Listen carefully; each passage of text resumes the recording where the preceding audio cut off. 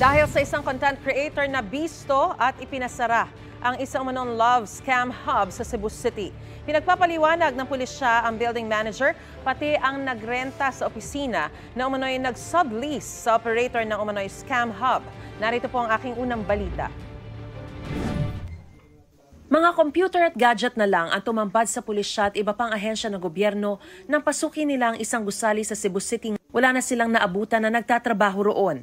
Pinasara na rin nila ang opisinang ito na ginagamit umano sa love scam. Napagalaman ng mga pulis na nirentahan lang ang isang area sa second floor ng building at pinasublease pa ito sa nagmamanage ng umano'y scam hub.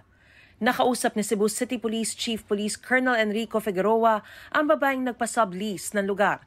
Pero kakausapin pa raw niya ang kanilang abogado. Aware daw po sila and nireport daw po nila sa authority. Yun ang imbestigahan po natin kung totoo po na nireport nila sa authority.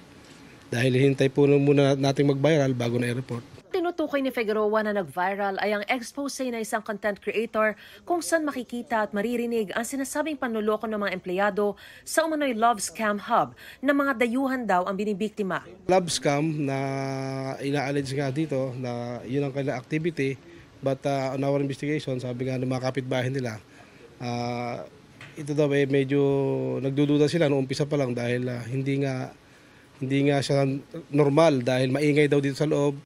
Naka-alarma raw ito ayon sa DICT o Department of Information and Communications Technology. I think in the video, what they caught was they were scamming persons in South Africa. So these are scam hubs and apparently they have a financier.